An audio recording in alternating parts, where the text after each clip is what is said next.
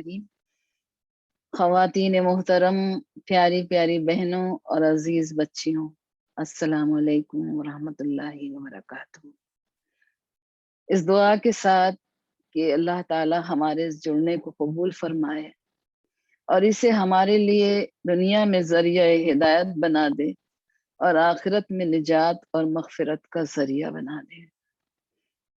نحمدہ ونصلی علی رسولہ الکریم، اما بعد، رب اشرح لي صدري ويسر لي أمري واحلل عقدة من لساني يفقهوا قولي رب زدني علما رب زدني علما رب زدني علما اللهم فقهنا في الدين اللهم ثبتنا عند الموت بلا إله إلا الله۔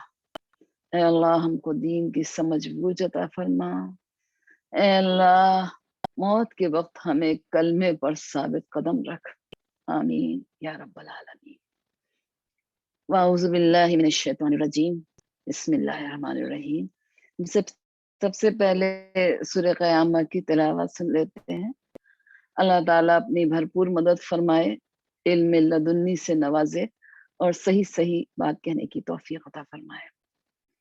بسم اللہ الرحمن الرحیم۔ لا اقسم بیوم القیامہ ولا اقسم بالنفس اللوامہ ایحسب الانسان ان لن نجمع عظاما بلا قادرین علی ان نسوی بنانا بل يريد الانسان لیفجر امامہ يسأل أيان يوم القيامة فإذا برق البصر وخسف القمر وجمع الشمس والقمر يقول الإنسان يومئذ أين المفر كلا لا وزر إلى ربك يومئذ المستقر ينبأ الإنسان يومئذ بما قدم وأخر بل الإنسان على نفسه بصيرة ولو ألقى مآذيره لا تحرك به لسانك لتعجل به إن علينا جمعه وقرآنه فإذا قرأناه فاتبع قرآنه ثم إن علينا بيانه كلا بل تحبون الآجلة وتذرون الآخرة وجوه يومئذ ناظرة إلى ربها ناظرة ووجوه يومئذ باسرة تظن أن يفعل بها فاقرة كلا إذا بلغت التراقي وقيل من راق وظن أنه الفراق والتفت الساق بالساق إلى ربك يومئذ المساق فلا صدق ولا صلى ولكن كذب وتولى ثم ذهب إلى أهله يتمطى أولى لك فأولى ثم أولى لك فأولى أيحسب الإنسان أن يترك سدى ألم يكن نطفة من مني يمنى ثم كان علقة فخلق فسوى وجعل منه الزوجين الذكر والأنثى أليس ذلك بقادر على أن يحيي الموتى صدق اللہ العظیم۔ یہ آپ کے سامنے سورہ قیامہ کی تلاوت ہوئی۔ سورہ قیامہ مکی سورہ ہے، 46 آیات ہیں، اور اگر ہم غور سے دیکھیں تو قیامت کے دن پر قیامت کی قسم کھائی گئی ہے۔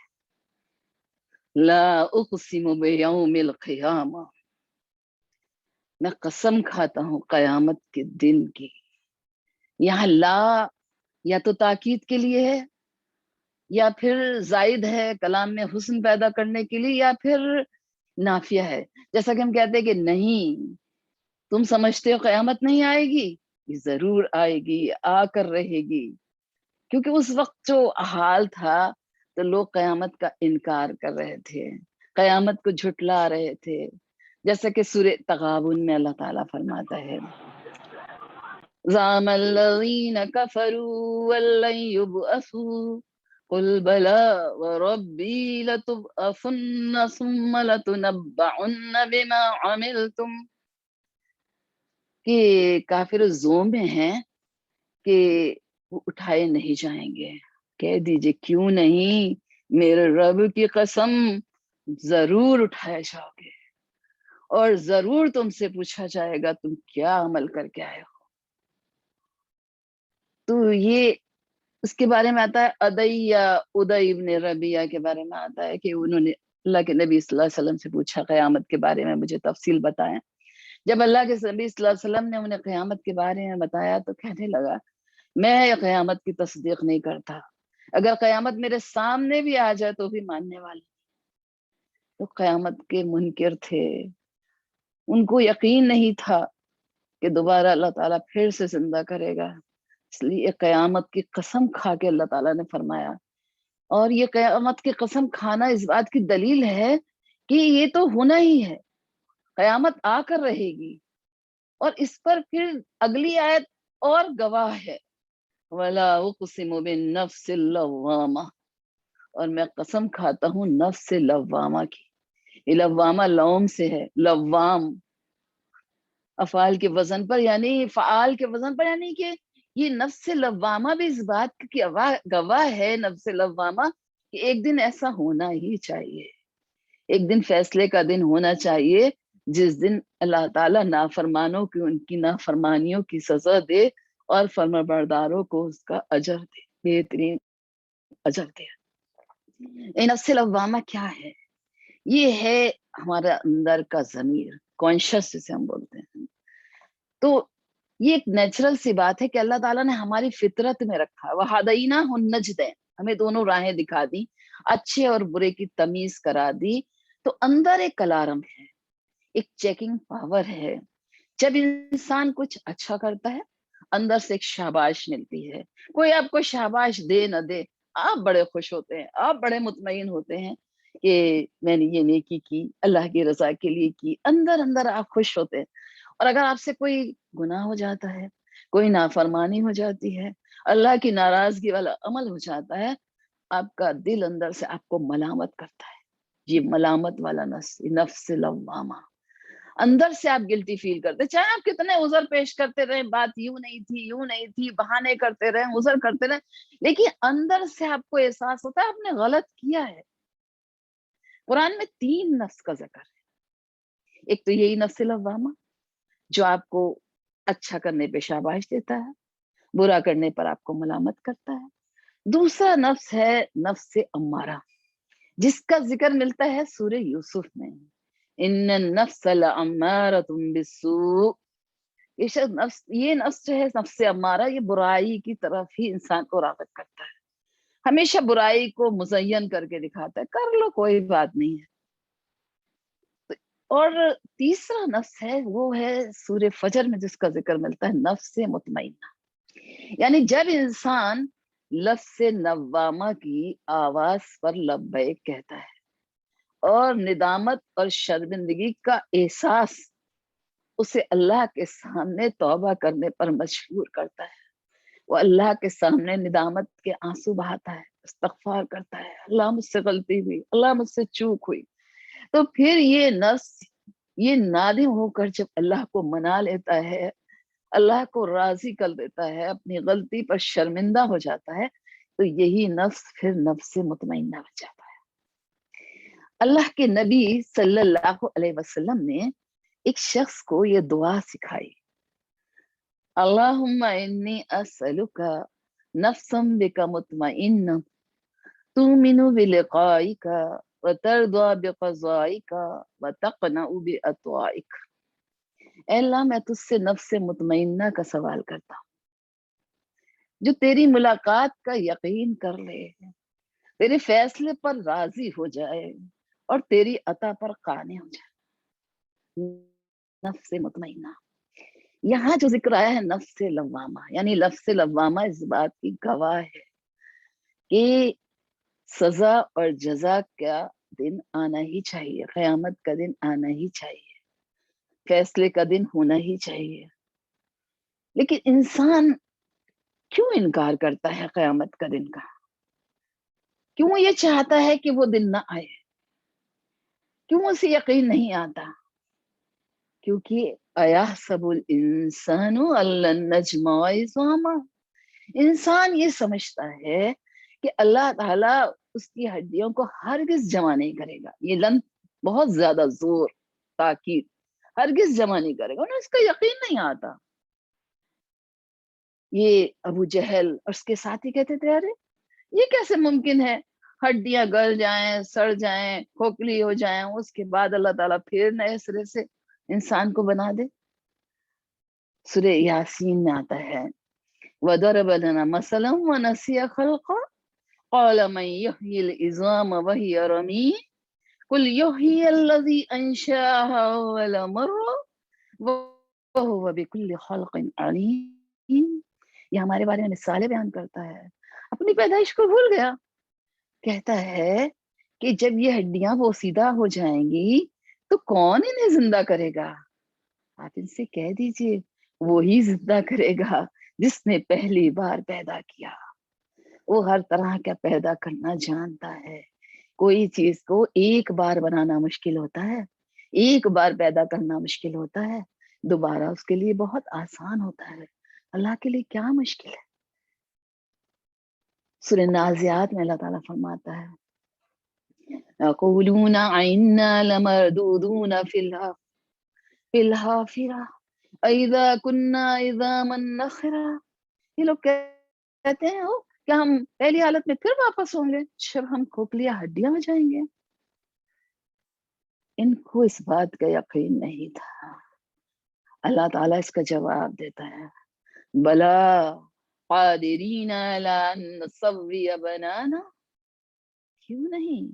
تم عظام کی بات کرتے ہو، عظام کہتے ہیں بڑی ہڈیاں، گھٹنوں کی ہڈیاں، کونے کی ہڈیاں، یہ بڑی بڑی ہڈیاں، اور بنان کہتے ہیں چھوٹی چھوٹی ہڈیوں کو۔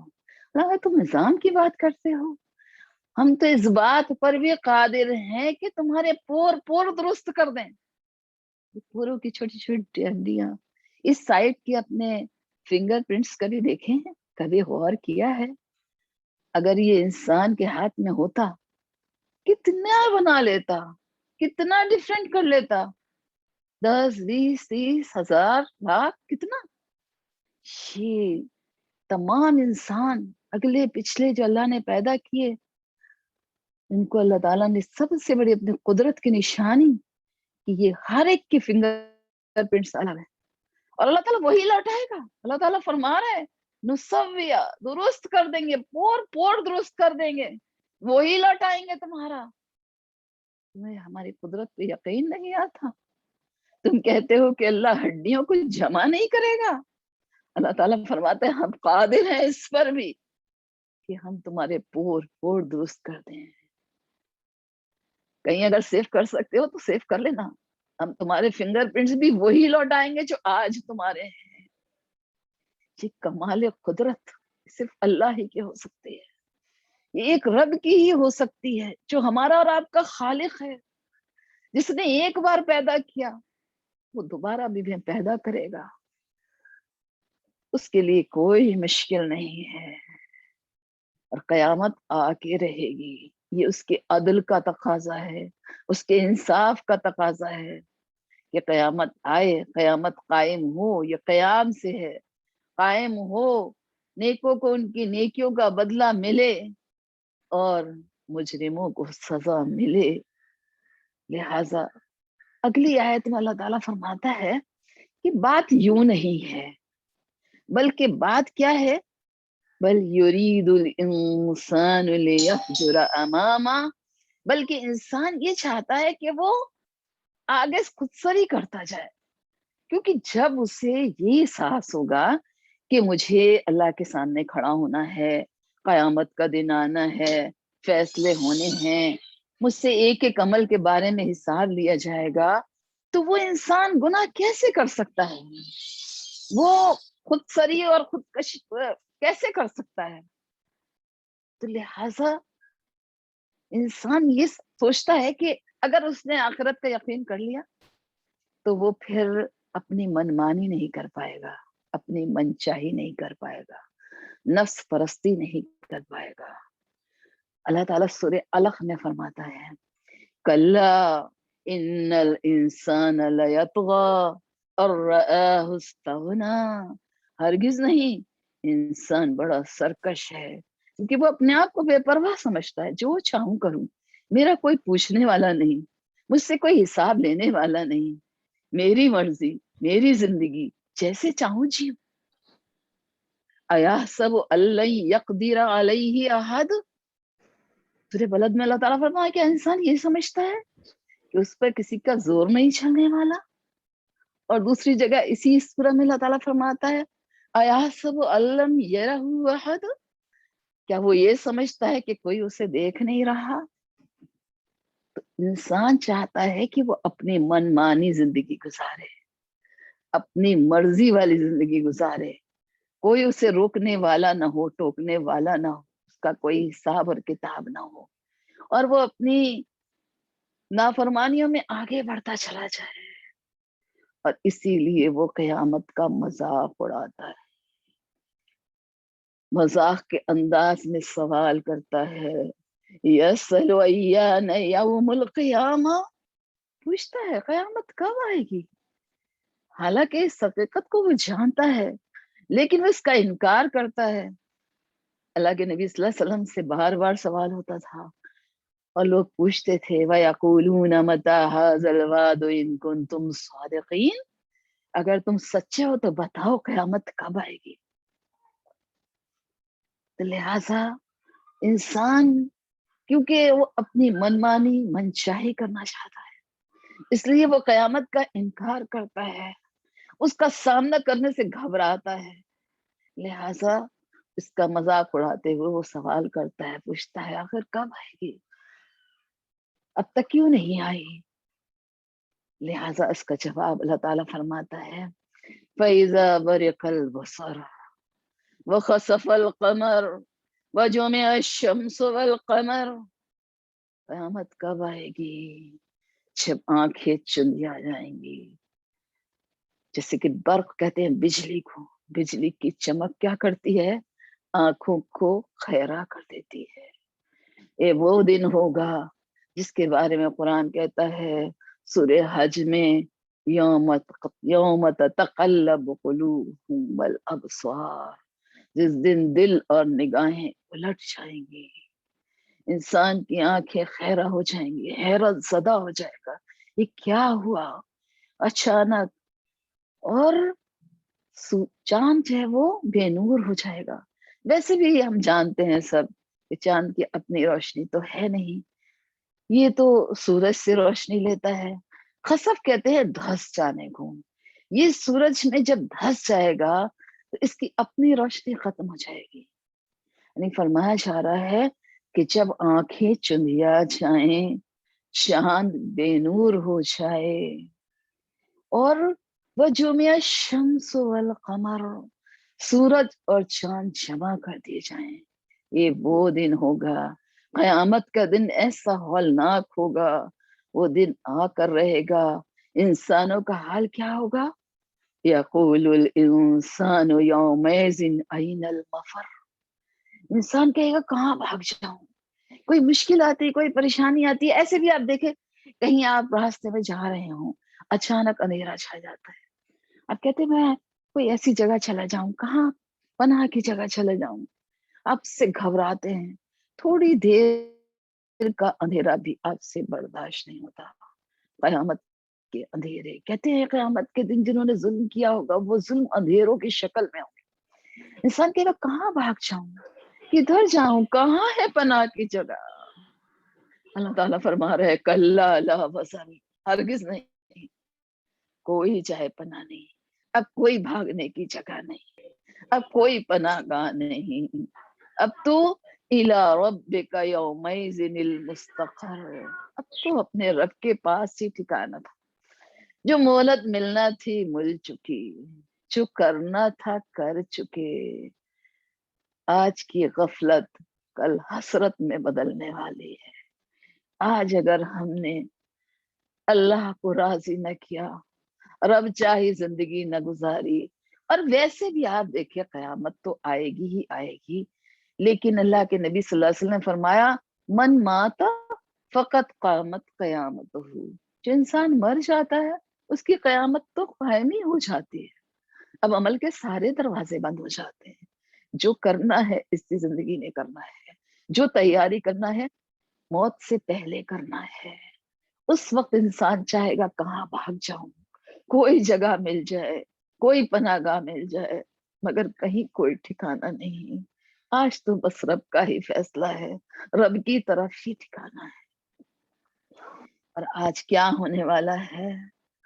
یُنَبَّأُ الْإِنسَانُ يَوْمَئِذٍ بِمَا قَدَّمَ وَأَخَّرَ، اس دن انسان کو بتا دیا جائے گا کہ کیا اس نے آگے بھیجا اور کیا اس نے پیچھے چھوڑا۔ اس دن یہ بھی ہمیں بتایا جائے گا کیا ہم نے اپنی زندگی میں کیا، زندگی میں کون سی نیکیاں کر کے ہم آگے بھیجتے رہے، اور کیا آثار ہم نے پیچھے چھوڑے، کون سے ایسے نیکیوں کے کام تھے جو ہم نے پیچھے چھوڑے اور دوسروں نے اسے پورے کیے، اس کا بھی اجر ہمیں ملے گا۔ جو بھی ہم کرتے ہیں دنیا میں اور وہ نیکیاں ہم آگے بھیجتے ہیں آخرت میں جمع ہو جاتی ہیں، اور جو ہم پیچھے چھوڑ جاتے ہیں صدقہ جاریہ کی شکل میں۔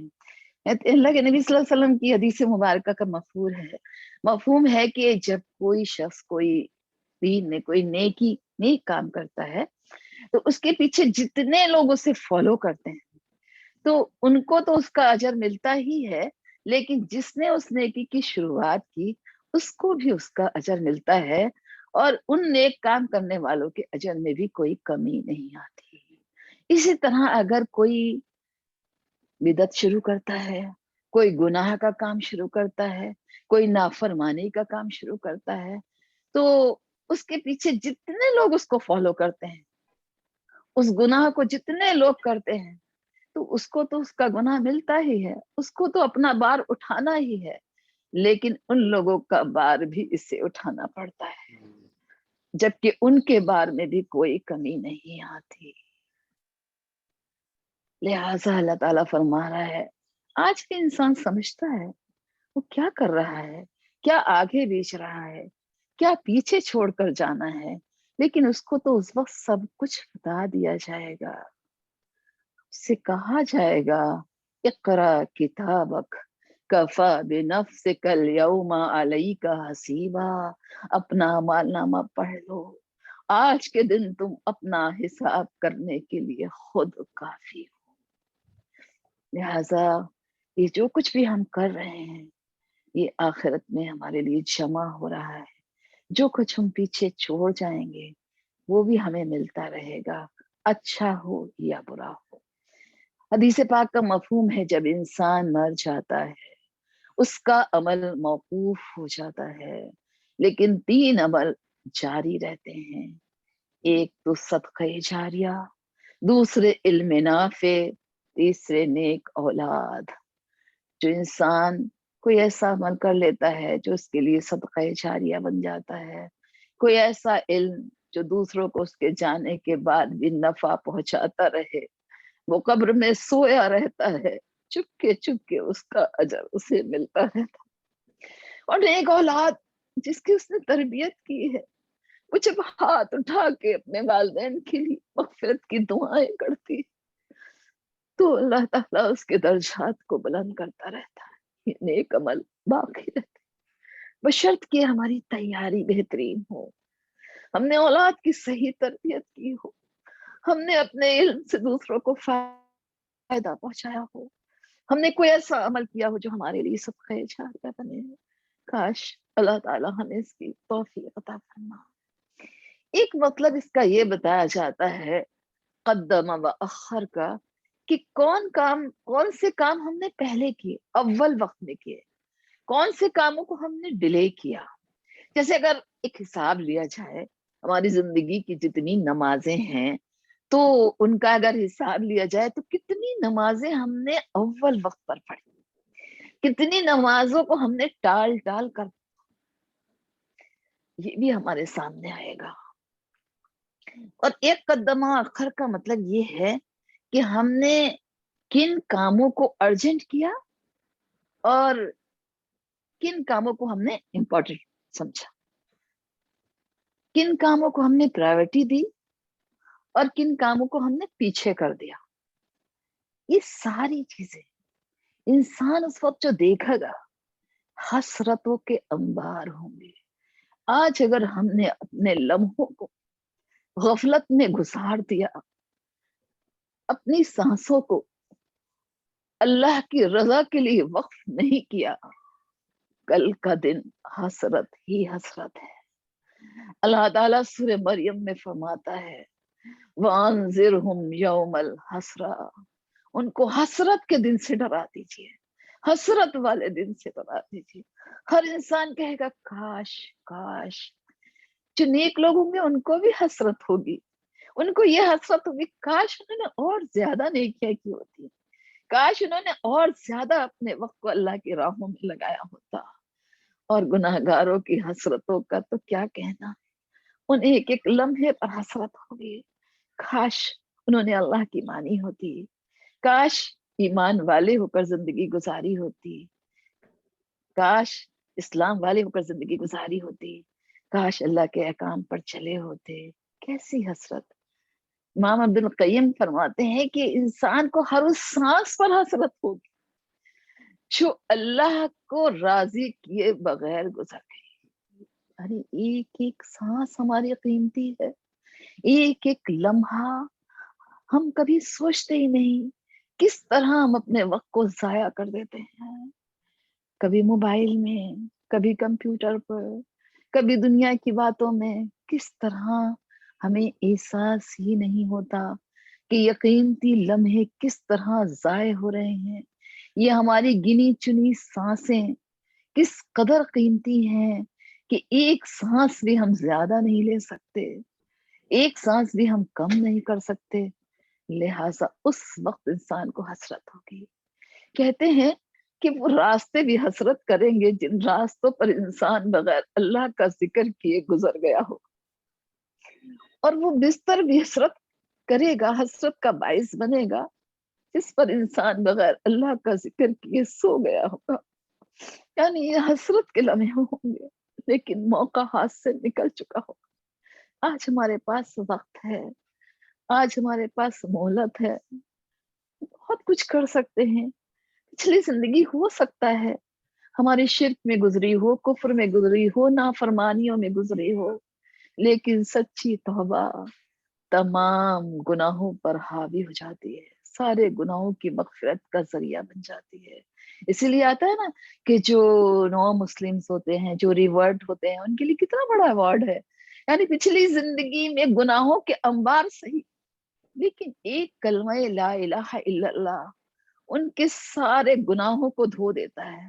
وہ بالکل ایسے ہو جاتے ہیں جیسے ابھی پیدا ہوئے، پلین سلیٹ، معصوم. اللہ تعالیٰ کتنا پیارا موقع دیتا ہے. مجھے ایک حدیث ابو ہریرہ کی یاد آ رہی ہے. وہ ایک بار صحابہ کے بیچ میں کہنے لگے کہ کیا میں تمہیں ایک شخص کے بارے میں بتاؤں جس نے کوئی نماز نہیں پڑھی، کوئی روزہ نہیں رکھا، لیکن وہ سیدھا جنت میں چلا گیا.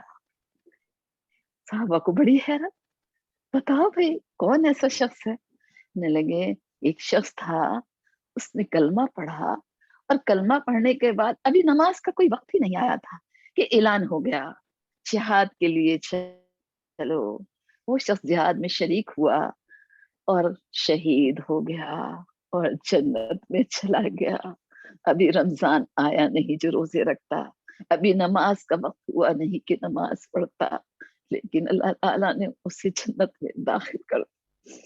لہذا انسان، آج ہمارے پاس وقت بہت قیمتی ہے، اور آج ہمارے پاس موقع بھی ہے یہ تو ہو سکتا ہے کہ آج رات ہی میری آخری رات ہو، یہ بھی ممکن ہے کہ کل کا دن آخری دن ہو، لیکن یہ رات اور یہ دن میرے پاس مہلت کے ہیں، تو اگر ہو سکتا ہے رات کے آنے سے پہلے پہلے میں نے اللہ کو راضی کر لیا، سچی توبہ کر لی، کفر اور شرک سے توبہ کر لی، اللہ سے وعدہ کر لیا اللہ میں اب کلمے پر زندگی گزاروں گی، تو اللہ تعالیٰ اس کی موت بھی کلمے والی کرے گا انشاءاللہ تعالیٰ، اس کو موت بھی کلمے پر آئے گی انشاءاللہ، پھر اس کی آخرت حسرت نہیں رہے گی انشاءاللہ تعالیٰ۔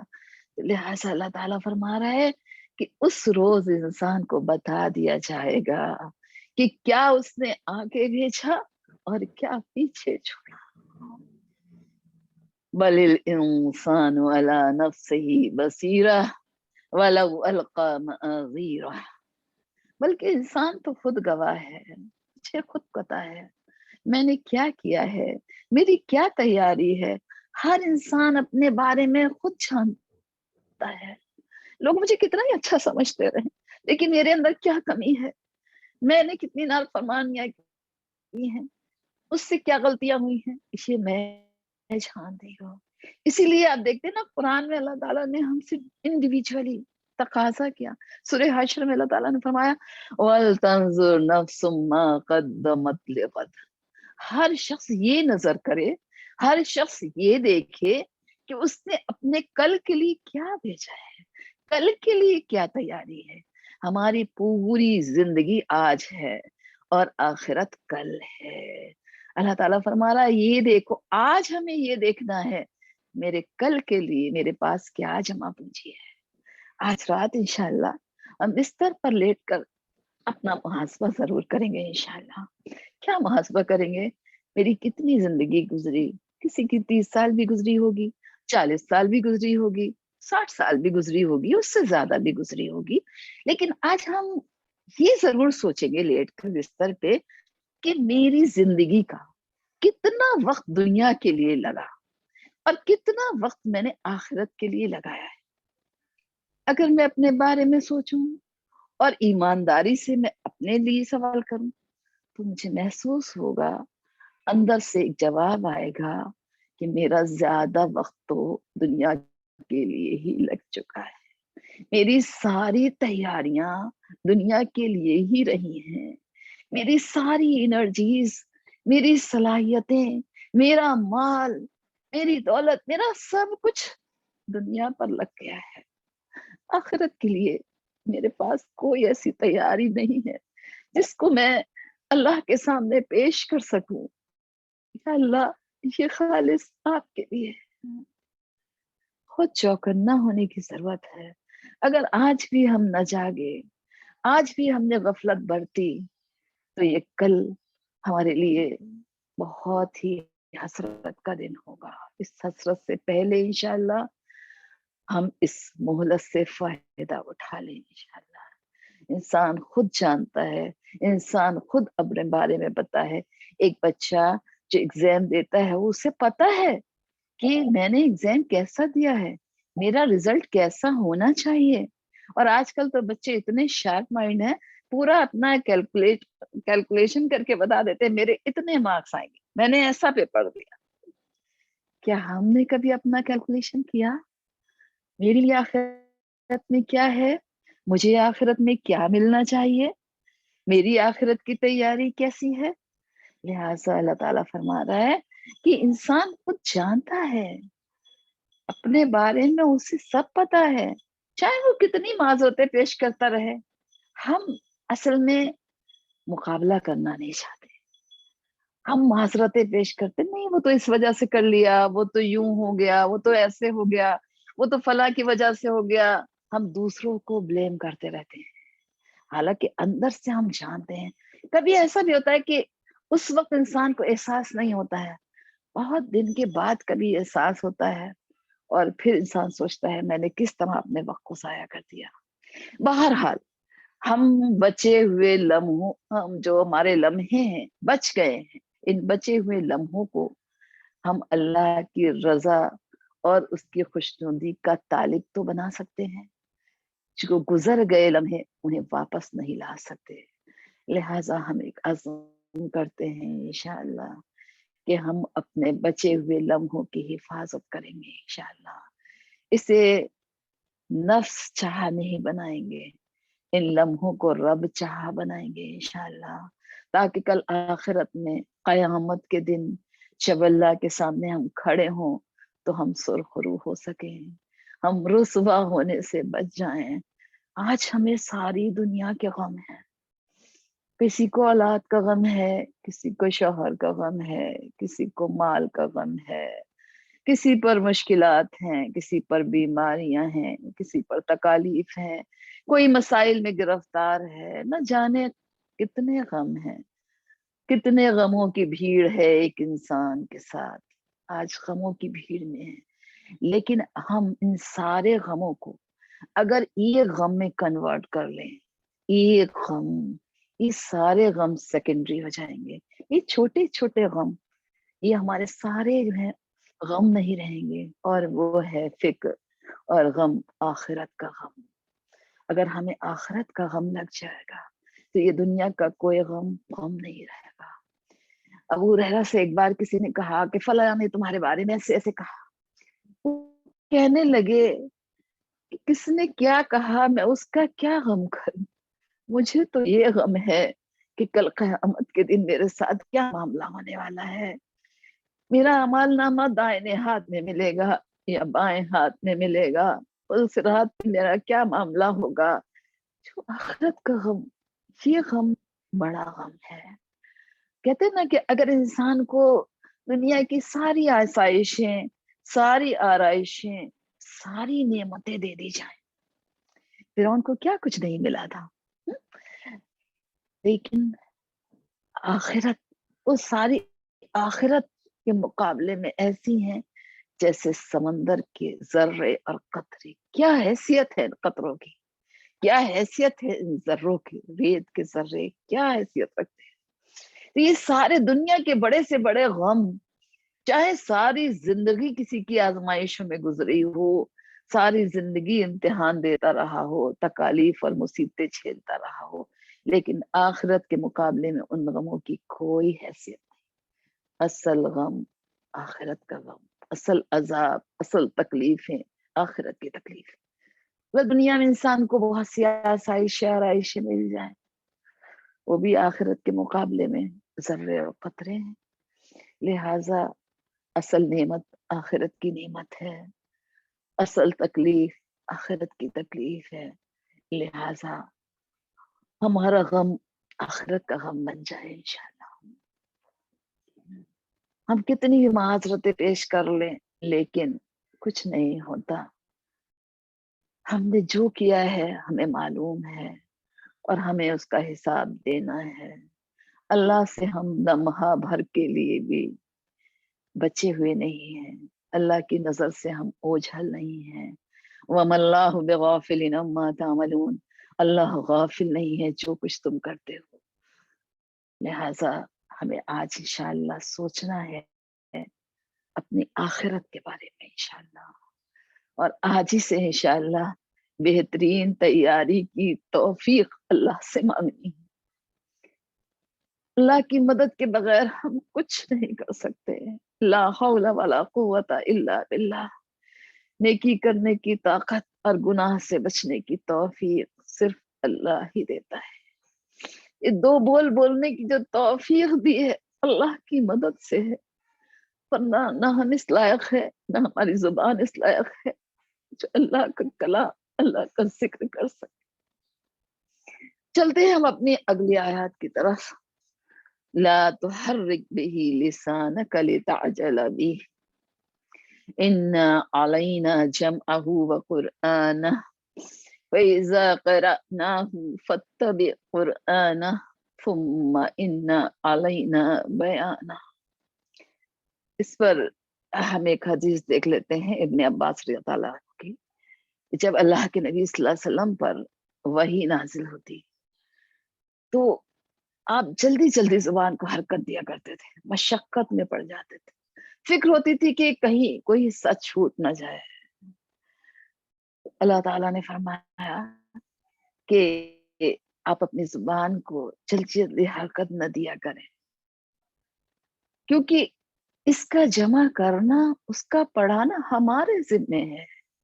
سورہ اعلیٰ میں فرماتا اللہ تعالیٰ سنقرئک فلا تنسى الا ما شاء اللہ، ہم آپ کو پڑھائیں گے، آپ بھولیں کہ نہیں مگر یہ کہ جو اللہ چاہے۔ کتنی زبردست تسلی ہے، کتنا پیار بھرا انداز ہے کہ اس کا جمع کرنا، آپ کے سینے میں محفوظ کرنا، اس کا پڑھانا ہمارے ذمہ ہے۔ آپ کا کام کیا ہے کہ جب قرآن پڑھا جائے تو آپ اس کو کیا کریں، فتبع، اس کی اتباع کریں۔ اس سے ہمیں ایک اور بھی سبق ملتا ہے کہ قرآن کو جلدی جلدی نہیں پڑھنا چاہیے، اور دوسری بات یہ جب قرآن پڑھا جایا کرے تو غور سے سننا چاہیے۔ دو کام ایک ساتھ نہیں ہوتے۔ کبھی آپ نے دیکھا ہوگا مجلس میں لوگ ذکر کے عادی ہوتے ہیں تو وہ قرآن کا درس بھی سن رہے ہوتے ہیں اور ذکر بھی کر رہے ہوتے ہیں، وہ دل میں نہیں اترتا۔ ایک وقت میں ایک ہی کام ہوتا ہے، یا سننا اور یا پڑھنا۔ لہٰذا اللہ کے نبی صلی اللہ علیہ وسلم کو بتا کر یہ ہم سب کو تعلیم دی جا رہی ہے کہ قرآن میں جلدی جلدی نہیں کرنا ہے، بلکہ آہستہ ورتل القرآن ترتیلا، ٹھہر ٹھہر کر قرآن پڑھیں۔ نماز میں بھی جلدی نہ کریں، نماز میں بھی قرآن پڑھیں، ٹھہر ٹھہر کر پڑھیں، آپ کے کانوں سے وہ آواز ٹکرائے، آپ کو سمجھ آئے، آپ اگر اس سے معنی جانتے ہیں تو آپ کے دل میں اس کے معنی اترے انشاءاللہ تعالی۔ پھر دیکھیے گا کیفیت کیا ہوگی، پھر نماز کا مزہ بدل جائے گا، کیفیت بدل جائے گی آپ کی۔ تو لہٰذا فرمایا کہ بس آپ اس کی پیروی کیا کریں، سنا کریں۔ قرآن میں دوسری جگہ آتا ہے نا، وَإِذَا قُرِئَ الْقُرْآنُ فَاسْتَمِعُوا لَهُ وَأَنصِتُوا لَعَلَّكُمْ تُرْحَمُونَ، سورہ اعراف ہے کہ جب قرآن پڑھا جایا کرے تو خاموش رہا کرو، پوری توجہ کے ساتھ سنا کرو تاکہ تم پر رحم کیا جائے۔ اللہ کا کلام ہے، تو اللہ تعالیٰ فرما رہا ہے کہ اس کا جمع کرنا، اس کا پڑھانا ہمارے ذمے ہے، اس کی آپ فکر نہ کریں، بلکہ جب وہ قرآن پڑھے تو آپ اس کی اتباع کریں، اور پھر اس کی تفسیر ثم ان علینا بیانا، اس کی تفسیر بھی ہمارے ذمے ہے، اس کی تفسیر بھی ہم کرا دیں گے، اس کا بیان بھی ہم سمجھا دیں گے، کیونکہ قرآن میں ایک حکم آیا، اللہ کے نبی صلی اللہ علیہ وسلم نے اسے کر کے دکھایا۔ جیسے کہ قرآن میں بات آئی، حج کی بات آئی، وَأَتِمُّ الْحَجَّ وَالْعُمْرَةَ لِلَّهِ، حج اور عمرہ کو اللہ کے لیے پورا کرو۔ کیسے پورا کریں؟ یہ قرآن میں کہیں نہیں ملتا، یہ وحی خفی کے ذریعے اللہ کے نبی صلی اللہ علیہ وسلم کو بتایا گیا، آپ نے ہمیں بتایا۔ نماز کے بارے میں حکم تو آیا، لیکن نماز کیسے پڑھنی ہے یہ اللہ کے نبی صلی اللہ علیہ وسلم کو جبریل امین نے سکھایا، آپ نے ہمیں سکھایا۔ لہذا ساری یعنی اس قرآن پہ کیسے عمل کرنا ہے، جیسے قرآن علم کا مجموعہ اور اللہ کے نبی صلی اللہ علیہ وسلم عمل کا مجموعہ۔ قرآن میں حکم آیا، آپ نے کر کے دکھایا۔ زکوٰۃ کا بار بار حکم آیا، جب بھی واقعی الصلاۃ وآتوا الزکاۃ، لیکن کتنی دینی ہے، کتنی مقدار ہوگی، کیسے کب، اس ساری تفصیلات کس نے بتائی ہمیں؟ اللہ کے نبی صلی اللہ علیہ وسلم نے۔ تو اللہ تعالیٰ فرما رہا ہے ہمارے ذمے ہے اس کی تفسیر کرنا بھی، اس کا بیان بھی ہمارے ذمے ہے، اس کی آپ فکر نہ کریں۔ پھر اللہ تعالیٰ کیا فرما رہا ہے؟ اب ہمارا حال کیا ہے، کیا شکوہ ہے، کیا انداز ہے؟ کلا بل تحبون العاجلہ وتذرون الآخرہ، ہرگز نہیں، بلکہ تم تو عاجلہ سے محبت کرتے ہو، جلد ملنے والی یعنی دنیا کو محبوب رکھتے ہو اور آخرت کو چھوڑے ہوئے ہو۔ حالانکہ قرآن کیا کہتا ہے؟ والآخرۃ خیر وابقیٰ، آخرت بہتر بھی ہے اور باقی رہنے والی بھی ہے۔ دنیا فانی ہے، چند روزہ ہے، ختم ہونے والی ہے، اس میں ہم نے دل لگا لیا، اس کے پیچھے بھاگنا شروع کر دیا۔ جتنا ہم اس کے پیچھے بھاگتے رہیں گے یہ ہمیں بھگاتی رہے گی، آخر ایک دن دنیا کے پیچھے بھاگتے بھاگتے وقت ختم۔ جیسا کہ قرآن کہتا ہے سورہ تکاثر، الہاکم التکاثر حتی زرتم المقابر. غفلت میں ڈال دیا تم کو کثرت. یہ چاہتے ہماری کبھی چاہتے ختم نہیں ہوتی. آج ہم اتنے زیادہ ایمبیشس ہو گئے ہیں، ایک کے بعد ایک، ایک کے بعد ایک، کہیں جا کر قناعت ہی نہیں ہوتی. کہیں ہم یہ نہیں سوچتے بس انف کافی ہے. اور آخر کیا ہوتا ہے؟ ایک دن یہ مہلت ختم ہو جاتی ہے اور ہمیں ہمارے اپنے، ہمارے پیارے، ہمارے چاہنے والے قبر کے گڑھے میں پہنچا دیتے ہیں. اللہ تعالیٰ سورہ دہر میں فرماتا ہے ان هؤلاء يحبون العاجلہ ويذرون وراءهم يوما ثقيلا. کہ تم عاجلہ سے محبت، یہ لوگ ایسے لوگ ہیں، یہ دنیا سے محبت کرتے ہیں، دنیا کے پیچھے سب کچھ لگا رہے ہیں اور کس کو چھوڑے ہوئے اپنے پیچھے اس بھاری دن کو، اس قیامت کے دن کو، اس فیصلے کے دن کو بھولے ہوئے ہیں، اس کی تیاری سے غافل ہیں، دنیا کی تیاریوں میں لگے ہوئے ہیں، یہاں کے گھر بنا رہے ہیں، یہاں کے گھر سجا رہے ہیں، جو کچھ لگا رہے ہیں یہی لگا رہے ہیں. لیکن اصل گھر جو ہماری منزل ہے جنت، اس کے لیے ہمارے پاس کیا ہے؟ اس کو ہم نے کتنا سجایا ہے، اس کو ہم نے کتنا بنایا ہے. وہ جنت جس کا تصور نہیں کر سکتا انسان، جس کو نہ کسی آنکھ نے دیکھا، نہ کسی کان نے سنا اور نہ کسی دل پر جس کا خیال بھی گزرا، اس کو ہم بھولے بیٹھے ہیں، اس کا خیال نہیں آتا. پھر اللہ تعالیٰ کیا فرماتا ہے؟ وجوہ یومئذ نادرہ الی ربها ناظرہ. اس روز اگر اسی طرح غفلت رہی، اسی طرح ہم دنیا میں ڈوبے رہے، اسی طرح ہم آخرت سے غافل رہے، کل کا دن جو آنے والا ہے اس دن ہماری حالت کیا ہونے والی ہے؟ اگر ہم نے آج بھی توبہ کر لی، آج بھی تیاری کر لی، آج بھی فکر کر لی، آج بھی ہم نے اللہ کو راضی کر لیا، انشاءاللہ کل انشاءاللہ اللہ تعالیٰ فرما رہا ہے کہ بہت سے چہرے اس دن بار رونق ہوں گے، چمک رہے ہوں گے. اللہم ربنا جعلنا منہم. اللہ ہمیں بھی انہی لوگوں میں شامل کر دے. اللہ تعالیٰ سورہ آل عمران میں فرماتا ہے یوم تبیض وجوہ وتسود وجوہ. اس روز بہت سے چہرے سفید ہوں گے، چمک رہے ہوں گے، بارونق ہوں گے، اور بہت سے چہرے اس دن سیاہ ہو گئے ہوں گے. اور جو چہرے سیاہ ہو گئے ہوں گے ان سے کہا جائے گا اکفرتم بعد ایمانکم.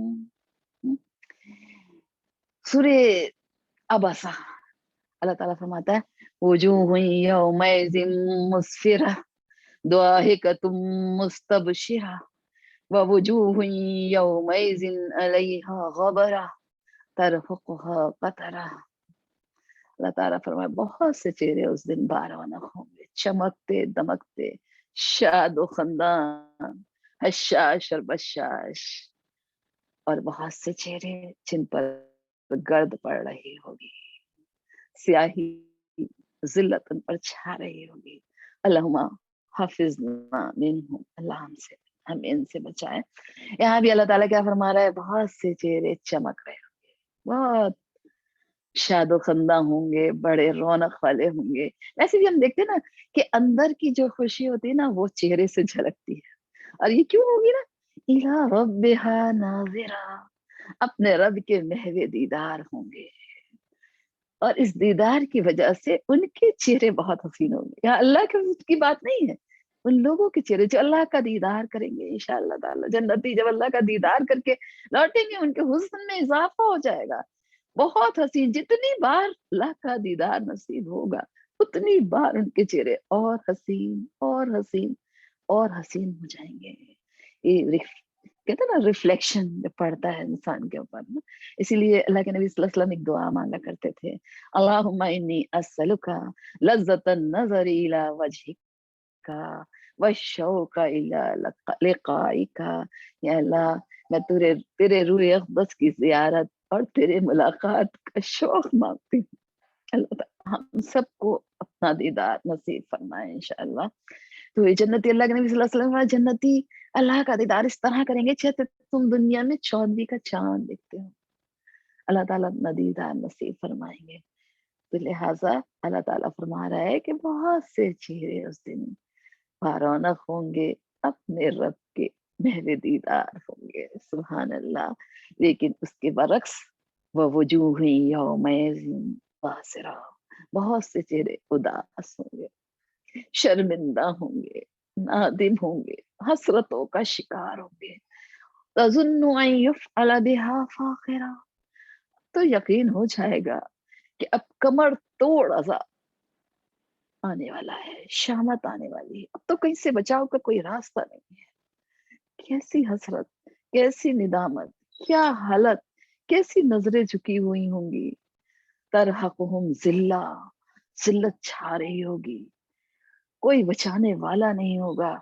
سورہ یونس میں آتا ہے نا کہ ما لہم من اللہ من عاصم، اللہ کے سوا کوئی بچانے والا نہیں ہوگا۔ کأنما اوشیت وجوہہم قطعا من اللیل مظلما، حالت چہروں کی یہ ہوگی جیسے سیاہ رات کے اندھیری کے ٹکڑے اڑا دیے گئے ان کے چہروں۔ تو بہرحال یہ دونوں انجام اللہ تعالیٰ نے ہمیں بتا دیے، اور ایک فیصلہ کن خبر بھی سنا دی، ایک دن آنا ہی ہے، وہ قیامت کا دن آ کے رہے گا۔ وعد اللہ حقا، اللہ کا وعدہ حق ہے۔ پھر ذرا اگلی آیتوں کی طرف چلیں، دل تھام کر، موت کا منظر جس سے ہمیں اور آپ کو سب کو گزرنا ہے۔ کلا اذا بلغت التراقی وقیل من راق وظن انہ الفراق والتفت الساق بالساق الى ربک یومئذ المساق۔ ہرگز نہیں، جب روح حلق تک پہنچ جائے، جب روح کا نکلنا ہے نا، یہ پاؤں سے نکلنا شروع ہوتی ہے اور پھر یہاں گلے میں آ کے اٹک جاتی ہے۔ سورہ واقعہ کی آیتیں مجھے یاد آ رہی ہیں کہ فلولا اذا بلغت الحلقوم وانتم حینئذ تنظرون ونحن اقرب الیہ منکم ولکن لا تبصرون فلولا ان کنتم غیر مدینین ترجعونها ان کنتم صادقین۔ بس جب روح گلے میں اٹک جاتی ہے اور اس وقت تم تکا کرتے ہو، وانتم حینئذ تنظرون، کبھی مرنے والے کو دیکھا؟ اللہ تعالیٰ فرماتا ہے ہم مرنے والے کے بہت قریب ہوتے ہیں، اگر تم ہمیں نہیں دیکھ سکتے، تم سمجھتے ہوئے جاگنے کا عالم ہے، یہ مرنے والے کی واپسی ہے، یہ اپنی منزل کی طرف جا رہا ہے، لیکن کچھ نہیں کر سکتے۔ بڑے بڑے ڈاکٹر، سرجن آس پاس کھڑے ہوتے ہیں، لیکن بے بسی کا عالم کہ کوئی بھی ایک سانس بھی زیادہ دلا نہیں سکتا۔ اللہ تعالیٰ فرماتا ہے اگر تم کسی کے بس میں نہیں ہو، اگر تم پر کسی کا زور نہیں ہے تو کیوں نہیں واپس لوٹا لیتے؟ روح کو واپس جسم میں کیوں نہیں لوٹا لیتے اگر تم سچے ہو؟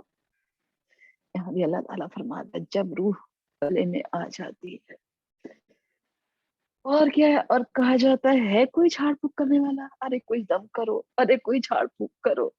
ایک عجیب منظر، ایک عجیب کیفیت، اور پھر مرنے والا بھی سمجھ لیتا ہے، اب تو اسے پتا چل رہا ہے، اب تو فرشتے نظر آ رہے ہیں کہاں لے کر جائیں گے، وہ سمجھ لیتا ہے وزن انہ الفراق، اب سے یقین ہو جاتا ہے اب تو سب سے جدائی ہے، اب تو واپسی ہے، ہر چیز ختم، مہلت بھی ختم، اور سارے معاملات اب تو اللہ ہی کی طرف لوٹائے جانے والے ہیں، اور پنڈلی پنڈلی سے لپٹ جائے۔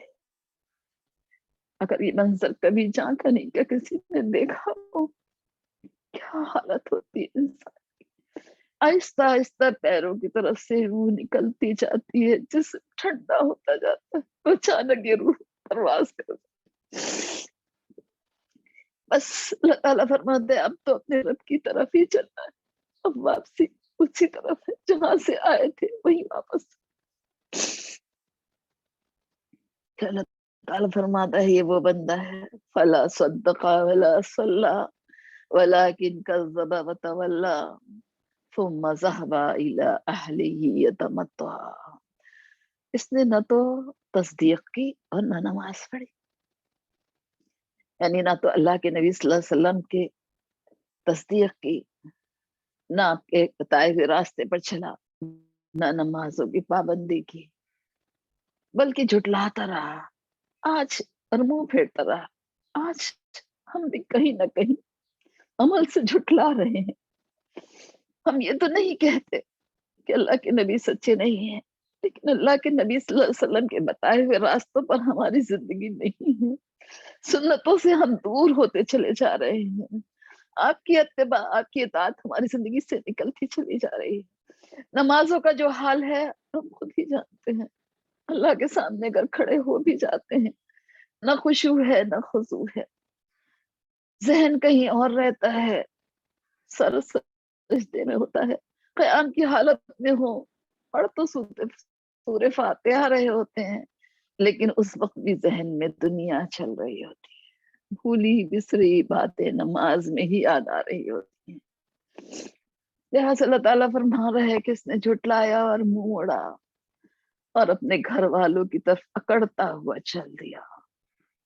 اس لیے متکبر انسان کی بات، تکبر نہیں مانا، حقیقت پہچانتے مشرکین مکہ نے بھی نہیں مانا، اہل کتاب نے بھی نہیں مانا، حالانکہ انہیں انتظار تھا اللہ کے نبی صلی اللہ علیہ وسلم کا، ان کی کتابوں میں موجود، آپ صلی اللہ علیہ وسلم کا حلیہ مبارک تو ان کی کتابوں میں موجود تھا، اور قرآن کہتا ہے کہ الذین آتیناہم الکتاب یعرفونہ کما یعرفون ابناہم، ایسا پہچانتے تھے جیسے کہ اپنے بیٹوں کو کوئی پہچانتا ہے، لیکن ہٹ دھرمی بغیم بینہم، آپس کی ضد نے انہیں ماننے نہیں دیا اللہ کے نبی صلی اللہ علیہ وسلم۔ اکڑ، تکبر، بہت سے احکام پر ہم تکبر کی بنا پر عمل نہیں کر پاتے۔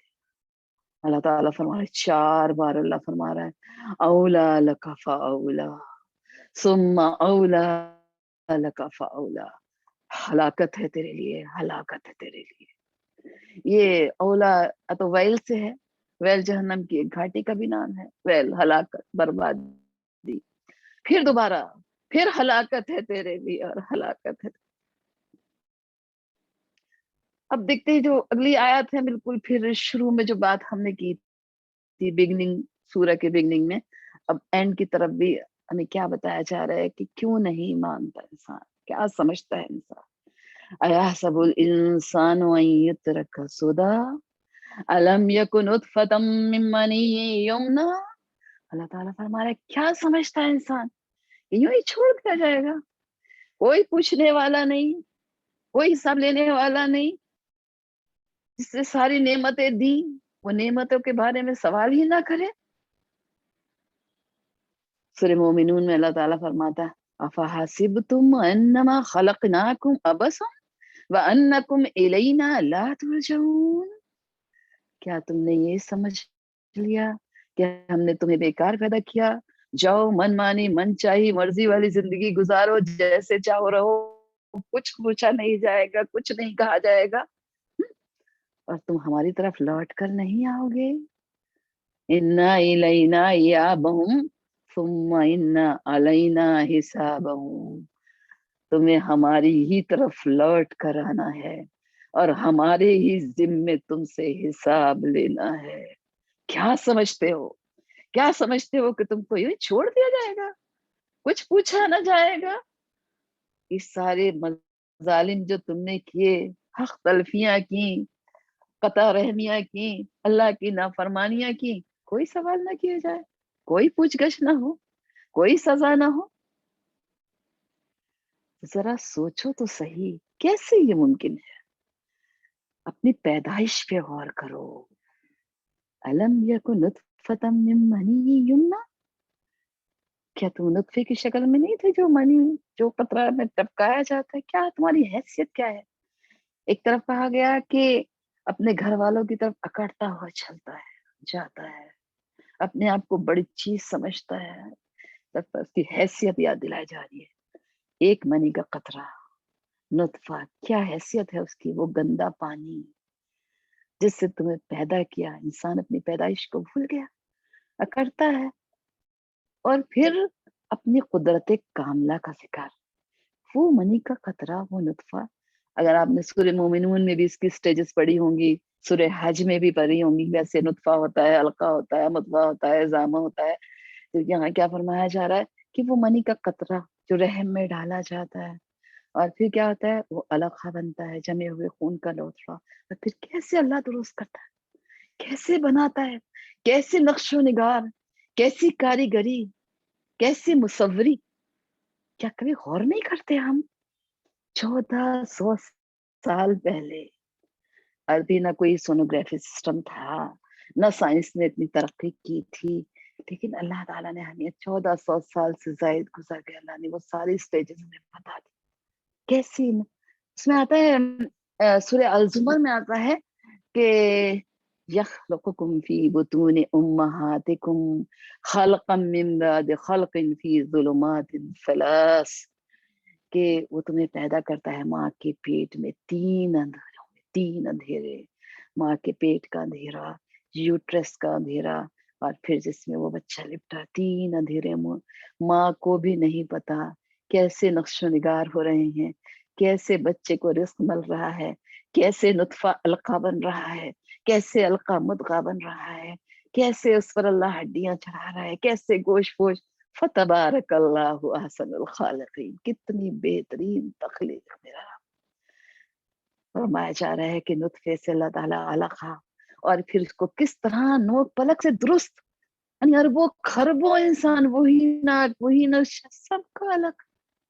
ये कुदरत की कारीगरी नहीं तो क्या है? इसको अपनी सिर्फ अपनी तख्लीक पे अगर गौर कर ले तो रब को पहचानना कोई मुश्किल नहीं। इंसान अपनी तख्लीक को देखकर खालिक को पहचान सकता है। फिर उसके बाद अल्लाह ताला अलग के बाद फरमाता है फजअल मिनहु ज़ौजैन ज़कर वल उन्सा। उसी माँ के रहम में तख्लीक हो रही है, उसी में मर्द भी, उसी में औरत भी, वही रहम है, वही नुतफा है। कितनी बड़ी कारीगरी, कितनी बड़ी कुदरत की निशानियां। जो अल्लाह ये कर सकता है, जो नुत्फे से एक इंसान बना सकता है, मर्द और औरत की शक्ल में डिफरेंट यानी शेप दे सकता है। अलैसा ज़ालिका बिक़ादिरिन अला अन युहयिल मौता, क्या वो इस बात कर कादिर नहीं कि वो मुर्दों को जिंदा करे? इसका जवाब देना चाहिए बला अंत या रब, क्यों नहीं, आप पैदा करने वाले हैं, आप करने वाले हैं। तो इस सूरत से हमें यही सबक मिलता है, अल्लाह कादिर है, वो मुर्दों को जिंदा करेगा, वो हमसे हिसाब लेगा और हमें अल्लाह के सामने जवाबदेही का एहसास करना है, फिक्र करनी है, तैयारी करनी है। तो इस सूर्य कयामा की रोशनी में इंशाअल्लाह ताला हम कयामत के दिन की बेहतरीन तैयारी करें इंशाअल्लाह, ताकि हम आखिरत की जिल्लत और रुसवाई से बच सकें, आखिरत की हसरतों से बच सकें और हमें इंशाअल्लाह आखिरत में कामयाब होकर जन्नत की मनाजिल तरफ रवा दवा हो सकें। व आखिर दावाना अनिल हम्दुलिल्लाहि रब्बिल आलमीन। अस्सलामु अलैकुम व रहमतुल्लाहि व बरकातहू।